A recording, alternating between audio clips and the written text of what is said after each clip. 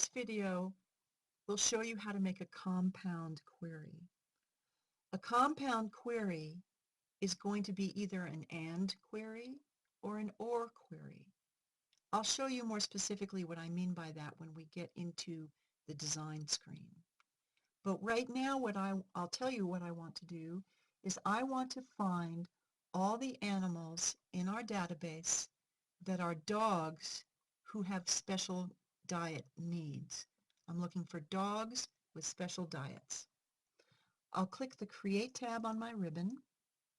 I'll click the Query Design screen. I will identify the table where my data will be coming from. I will resize this window so I can see my fields more clearly. I'll add the animal's name. I will add the species, and I will add the field about whether or not the animal needs a special diet. And it might be a good idea to get the extra comments in there too. That might be something about the diet that I need to know. Now I have two criteria that I need to ask for. That's why we call this compound. It's more than one thing. I'm looking for dogs. So in the species column, I will type the word dog because that's what will match against the data. In the special diet column, you may remember that this is what's called a yes-no field. It's like yes, no, true, false. Either it is or it isn't. And I can just type the word yes here, looking for any animal that is a positive for this question. Does the animal have a special diet? Yes or no? I'll hit my tab key again, and now I have compound criteria. I'm looking for any animal that is a dog and that also has a special diet. Please notice that I put these two criteria on the same row. That makes it what we call an AND query. If I had typed yes down here, I'd be getting very different results. This would be then an OR query. I would be looking for any animal that is a dog or that has a special diet.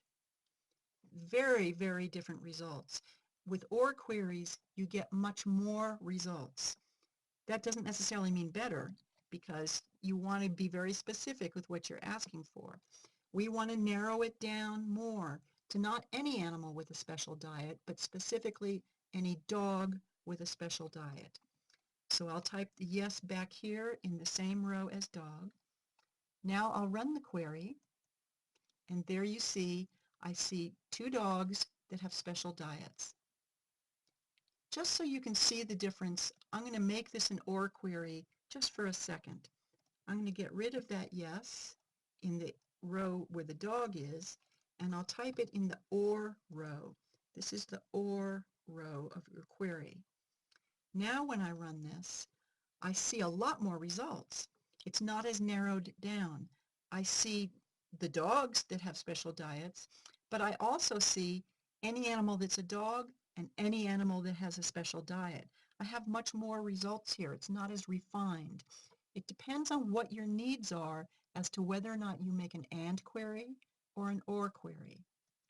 We wanted an AND query, so I'm going to go back again one more time and type yes on the same row as where the dog query criteria was typed.